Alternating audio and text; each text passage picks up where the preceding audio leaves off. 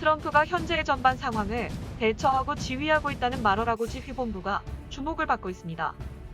트럼프는 지난 20일 워싱턴 DC를 떠나 플로리다 팜비치의 마러라고 리조트에 거주하고 있으며 지난 25일 새로운 집무실을 열었다고 발표했습니다. 이런 가운데 미국 인터넷 매체 리얼로 뉴스 소속의 마이크 백스터 탐사보도 기자가 지휘본부를 방문해 트럼프의 최측근이자 수석 전략가였던 배넌을 직접 만나 가진 인터뷰 내용을 공개했습니다. 기자는 지휘본부를 소개하면서 한때는 이곳이 고위 방문자들이 사용하는 당구장이었는데 이번에 첨단 기술이 구비된 지휘본부로 개조됐다고 설명했습니다. 6대의 당구대가 있던 공간이 현재 진행 상황을 체크하고 데이터를 조사, 분석, 기록하는 서버렉을 갖춘 첨단 디지털 센터로 변모했다는 겁니다. 그곳은 소수만 출입이 가능하고 생체인식 보안 검사를 거쳐야 되며 방문 기간 동안 휴대전화와 디지털 기기를 일체 휴대할 수 없습니다. 그래서 기자 자신도 기기를 휴대할 수 없어 사진을 찍거나 녹음할 수 없었던 터라 기억에만 의존해 기사를 작성했다고 합니다. 본부에 들어서면 미국 국기의 상징색인 빨간색, 흰색, 파란색이 칠해진 벽에 대형 평면 TV 크기의 3개의 디지털 보드판이 걸려 있었습니다. 3개의 보드판에는 여러 사람의 이름이 있는데 제일 우측에는 트럼프와 대립각을 세우는 민주당 의원들이 적혀 있었습니다.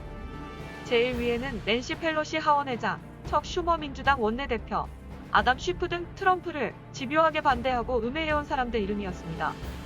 왼쪽 보드판에는 한때 트럼프와 동반 관계로 활동했지만 나중에 정치적 이익을 위해 트럼프를 배신한 공화당 의원 이름이 있었습니다. 여기에는 미치 매코넬 공화당 원내대표가 제일 위에 있었고 케빈 메카시 의원, 밋 롬니 의원 이름이 있었으며 두 사람 사이에는 마이크 펜스가 있었는데 그 옆에는 빨간색으로 반역자라고 적혀 있었습니다. 가운데 보드판에는 정치적 파동에도 불구하고 트럼프에게 충성한 정치인 최고 군장교, 정보 관료들의 이름이 있었습니다. 여기에는 짐 조던 공화당 의원, 데이비드 버그 해병대사령관, 폼페이오, 필립 데이빗은 해군 제독이 포함됐습니다. 배너는 여기에 있는 사람들은 트럼프의 영원한 친구들이며 지휘본부를 위해 고용한 최고의 전문가들이라고 했습니다. 그러면서 민주당 측에서 그곳 정보망을 해킹하기 위해 부단하게 공격하고 있다고 합니다. 배넌이 데이비드 손재독 이름을 터치하자 화면이 바뀌면서 그가 지휘하고 있는 군대들이 화면에 펼쳐졌습니다. 거기에는 태스크포스, 구축함, 공격 잠수함, 24기의 잠수함 발사 미사일이 준비되어 있었는데 세계 지도를 통해 현재의 위치까지 보여줬습니다.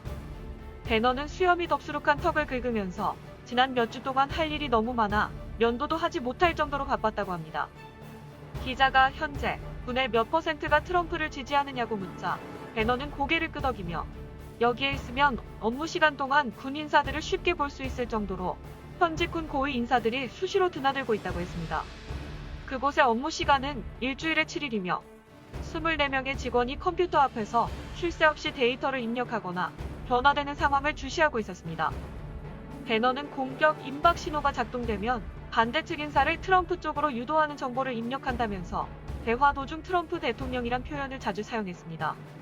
트럼프는 새벽부터 저녁까지 지휘본부에 상주하며 작전 상황을 지시 감독하는데 전 직원이 엄격한 기준에 따라 업무를 수행하도록 지켜본다고 합니다.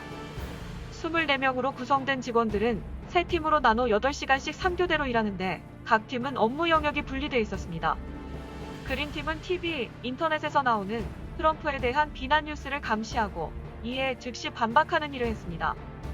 레드팀은 바이든 가족과 주변의 범죄 사실을 집계하고 헌터 바이든 노트북 자료와 수천 건의 기소 사건이 포함된 데이터를 드라이브에 저장하는 일을 했습니다. 골드팀은 트럼프가 집중하고 있는 군사 분야의 연락 담당자들이었는데 이 팀은 군 고위 장교들에게 트럼프의 입장을 설명하는 일을 하고 있었습니다. 그러면서 배너는 바이든은 그 빌어먹을 선거에서 이기지 못했다고 분개했습니다. 또 대선 기간에 시뮬레이션을 실행한 컴퓨터를 가리키며 모든 우발적 상황과 변수를 고려해 45,000번의 시뮬레이션을 거쳤는데 모두 트럼프가 이겼으며 엄청난 격차로 승리했다고 했습니다. 또 다른 기기는 트럼프를 지지하는 군대 전력으로 딥스테이트와 물리적 전쟁을 벌일 경우 승리할 확률을 실시간으로 계산하고 자료를 업데이트하는 일을 했습니다. 그러면서 배너는 최소한 60%의 군대가 지원돼야 이동의 다음 단계로 갈 수 있다며 매시간 이런 진행 상황을 확인하고 있다고 합니다.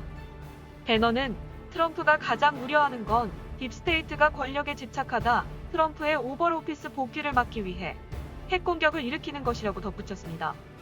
기자가 트럼프가 언제면 움직일 것으로 보는가 하고 질문하자 배너는 즉답을 피하면서 꼭 그렇게 된다면 성경적일 것이라고만 답변했습니다.